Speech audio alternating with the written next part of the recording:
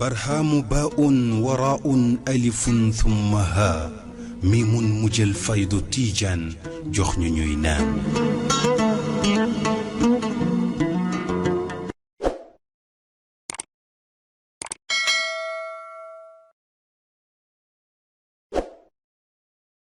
Aliou Cissé Niang président Ansaroudine département bu Kaolack mais vice-président président COMAF di Cheikh Ibrahima Mamoun Niass waaw.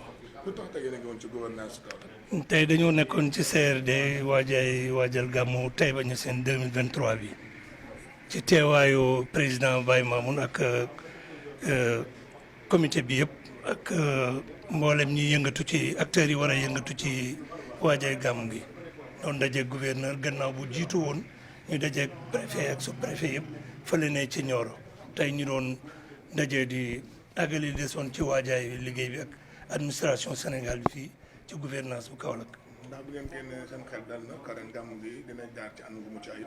waaw am nañ ci yaakaar dañuy wax rek liñ daan wax suñ dajee weccoo xalaat ci liy defar bés bi ba pare ñu jàpp ne liy mat yàlla ci yàlla rek la mën a jugee en tout cas wax nañ. joxe engagement yi nga xam ne moom lañ ñu war a jox yëpp pour ñu dem ci liggéey bi ci suñ kanam yi njiit suñ kanam kilifa mooy Cheikh Ibrahima Mamoun yaakaar nañ ne li ñu wax noonu mooy pas-pas bi nekk ci ñoom ñu ngi ñaan yàlla mu dimbale leen defal ñu tawfiq ba nga xam ne li ñuy xaar ci ñoom dana mën a am. jàmbat goo xam ne at bu ne mu dellu si mooy di nga raay Taïba yoon bi dafa xat dafa tuuti. waaw boobu moom ci li ñu xelab la bokk li ñu jaaxal la bokk man dañoo dem ba mujj gi suñu yëkkatee kàddu tontuwaat. ñooñu sax dafay mel ni ñun dañ leen a en wala amee leen damay doyloo rek li nga xam ne suñu coordinateur wala suñ porte parole bi muy tontu li muy wax mooy ñu jàpp ci liñ ñu wax rek waaye yoon woowu moom soo xoolee lu mat fukki at wala lu ko jege ak léegi saa yu cahier de doléance bi demee même tawat bi daf ciy dem te dëgg-dëgg saafaraagut comme niñ ko bëggee waxuñ nag defuñ ci dara waaye melagul liñ leen laaj li ñuy xaar ci ñoom. bu ñu xoolee ren CRD bi ci la gën a teel ci at yi weesu day dalal seen xel ne ren chef de service yi mën nañoo def dara Taïba. waaw loolu la ñu jox ñun ne loolu loo tax ñu gaaw koo def mënoon na sax gën a gaaw a am parce que teel nañ cee jublu ren mais xëy na programme état la ñoom dañuy teg lu nekk ci waajaayam ak bésam xëy na looloo ko def tey mais jox nañu yaakaar daal que ne suñ tàmbalee léegi gannaaw engagement bi mën naa am ñu def lu bëree bëri waaw. gannaaw kii doléance ngir tali Taïba ak Dingiraay ndax mën nañu waxaat tuuti yeneen doléance yi ngir gàmm gi jaar ci yoon.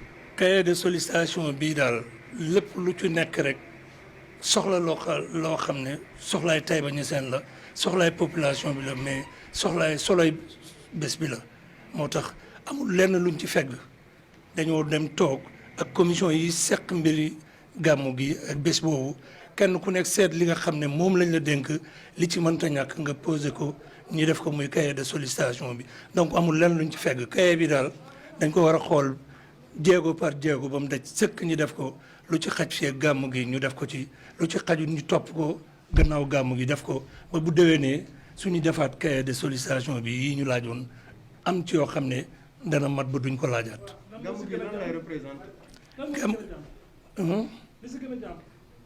non gën a jàmp moom man yëpp fi mu ne gàmmu gee jàmp ci ñun fi mu ne gàmmu gi lu manqué weer liñ ci soxla présenté ko état du Sénégal lépp a jàmp gàmmu gi soleil bés bi mooy juddu Mawlana Cheikh Ibrahima Niass la ñuy màggal sang boobu nga xam ne sénégalais bu nekk am nga fierté nekk sénégalais ndax moom la ñuy màggal juddoom kooku nag kenn ku nekk ñun war naa def effort yi mu mën pour satisfaction am ci besoins yi ñu am yëpp pour bés bi réussir. par rapport ak cahier de doléance bi ndax am na ay yokkute yoo xam ne ci leen par rapport ak daaw comme si mbir yi. waaw xam nga dëkk yi day màgg tey jii ñu ngi yaakaar ne am na ci yuñ laajoon daaw yoo xam ne bu ñuy dem déwén dafay fekk dëkk bi toll ci tolluwaay yi buñ ca soxla woon benn dootu fa doy soo gisee ñuy wax extension ci ndox ci courant ci leneen yokk sécurité yokk tali loolu yokkute gi am ci population yi ak dëkk yi moo tax ñuy wax ne yokkute am na ci lu bëri mu bëree bëri surtout nag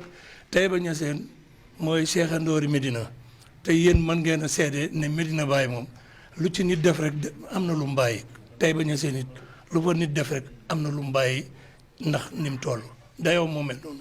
particularité édition bi tamit mbënd mi amoon na fenn foofu inondation yi ndax loolu yëpp. dafay répondre question bi mu laaj rek ndax yokkute am na ci mbënd mi amutoon daaw jeeg te amoon na daaw donc da ngay gis amoon na ren da ngay gis na kon liñ doon laaj daaw te mbënd amutoon est-ce que loolu doy na pour def liñ soxla ndax mbënd mi question bi mooy déedéet kon ñun dañuy wax liñ war a wax déglu ñuy def luñ mën a def ñu def ko ñu ñaan yàlla ñu waxee mooy méngoo soxla yi foofu moom xam nañ ne ndimbalal yàlla rek ko mën a matal ak góorgóorlu ñu ko war a taxawee te suñu administration bi engagé wu nañ ci góorgóorlu pour taxawee ko li ci des ñu ñaanal leen yàlla tawfiq yàlla may ñun ñu fekkee bañ àggaleeg jàmm.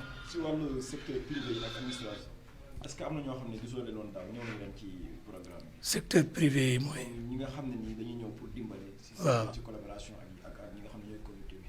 bon ñun comité bi dañuy tàllal loxo état bi mooy au service yi ñiy yokk ak ñi mën naa sax man ñàkk xam ñi yokk gouverneur mi oote xam na ñi mu yokk ala kulli haal danay am chaque année danañ gis ne dana am ñu ci ñëw ñu ci nekkutoon dana am ñu ko sori woon jege ko dana am ñu ci defutoon def ci te loolu ñu ngi koy yaakaar dana feeñ ci service yi dégg ngeen kàddu service yi engagé wu léegi gannaaw góorgóorlu yi nga xam ne comité bi moo koy taxawee service yi def ko ndimbalal yàlla rek mooy mottali bési ñu ngi gërëm di sant salaamaaleykum.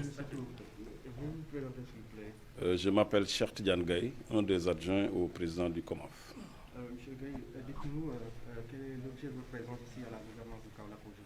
Mais comme vous l'avez bien lu sur la convocation, c'est pour venir assister à la réunion préparative du Gamou de Taïba Niassène qui célèbre la naissance de Cheikh Ibrahim Niass radiyallahu ta'ala anhu. Alors qu'est-ce qu'on peut retenir au sortir de cette CRD? Est-ce qu'on peut dire que vous êtes optimiste? Optimistes, oui, nous sommes toujours optimistes parce que nous sommes des croyants, nous sommes des musulmans de croire, des talibés de Cheikh sous la direction de Cheikh Ibrahim Niass.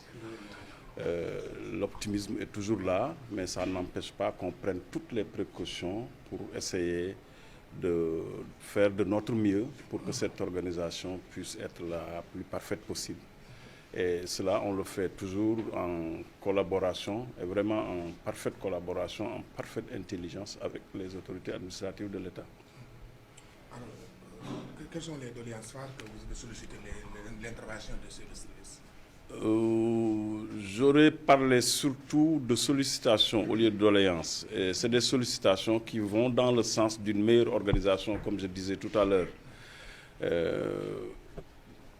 Parce que pour organiser le Gamou, il y a des choses qui relèvent du comité d'organisation en tant que structure privée et d'autres qui relèvent de l'État, de la responsabilité de l'État. C'est pourquoi nous nous approchons toujours de ces autorités pour que cette partie qui ne dépend pas de nous, qu'on discute de cette partie avec les autorités de l'État pour que les populations, les disciples qui viennent à Taïba Niassène ou Medina Baye ou un peu partout où la communauté organise des manifestations puissent venir en paix, y séjourner en paix et retourner paisiblement chez eux. Le doléant est toujours là, l'axe du Ngiraay Taïba. L'axe du Ngiraay Taïba est toujours là, c'est l'état de la route.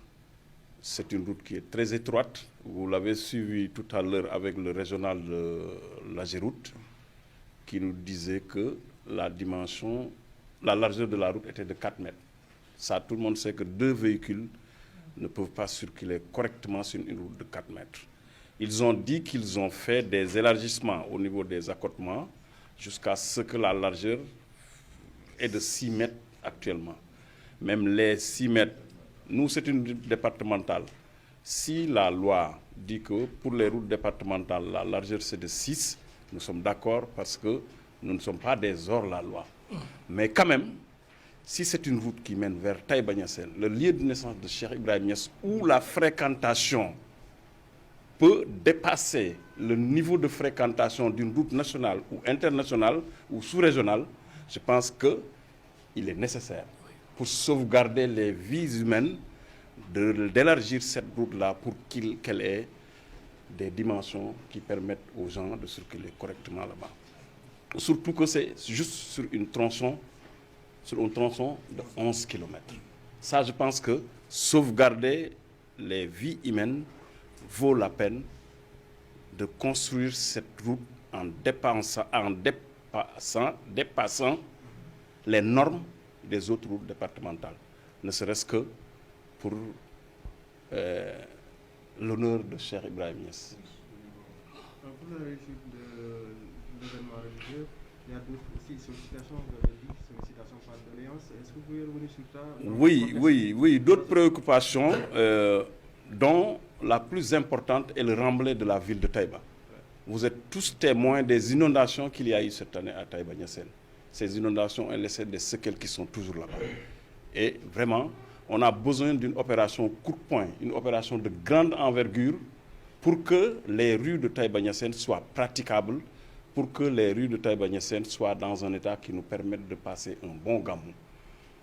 C'est nécessaire parce que toute la population qui se rend à Taïba Niassène n'a pas de pied à terre au niveau de cette ville.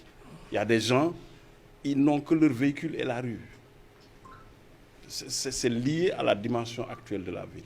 Et pour cela, je pense qu'il est nécessaire de faire un grand coup de poing au niveau des remblais des rues de Taïba Niassène pour que les gens puissent passer correctement le gamou de cette année. Le COMAF également est en train de travailler pour la promotion du tourisme religieux, afin vraiment de rendre visible la mobilité religieuse au Sénégal. Qu'est-ce que vous avez à dire par rapport à cette situation? Peut-être que ce n'est pas directement lié au gamou, mais on ne peut pas séparer cette question du gamou. Je dis que le COMAF, en tant que comité d'organisation, a une commission qui s'appelle Commission Protocole, dirigée par notre Serigne Cheikh Tidiane Niang, qui a tenu récemment un séminaire atelier de 10 jours de formation en tourisme religieux pour des condisciples qui évoluent avec nous dans l'organisation. Et mieux, je peux vous dire qu'on ne l'a pas tenu en tant que communauté religieuse de Cheikh Ibrahim Niass. On a invité d'autres communautés religieuses qui y ont participé, précisément nos parents de Thiénaba. On a séjourné pendant 10 jours ici à Kergan avec une école de formation qui a vraiment formé les gens avec l'accompagnement de l'État parce que la clôture a été honorée par la présence d'un des conseils techniques du ministre du Tourisme parce qu'en ce moment, le président était à Tambacounda en conseil des ministres décentralisé. C'est ça qui faisait que le ministre du Tourisme ne pouvait pas être présent.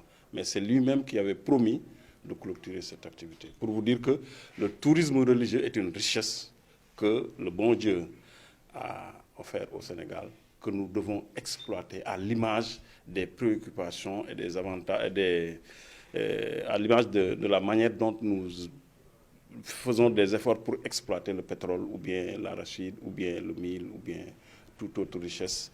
C'est une richesse qui peut aider le Sénégal dans ses activités de développement. Pour revenir au gamou proprement dit, est-ce que vous êtes satisfait des engagements pris par le comité régional de développement, le CRD? Nous croyons aux engagements. Nous croyons sincèrement aux propos qui sont tenus par tous les chefs de service ici, à leur tête le gouverneur. Et le marabout l'a dit, Cheikh Baye Mamoun. Quand tu l'écoutes, tu sais que voilà une personne engagée, une personne qu'on pense être sincère dans ce qu'il dit et il le fait avec professionnalisme. Donc, on ne peut pas être mieux rassuré.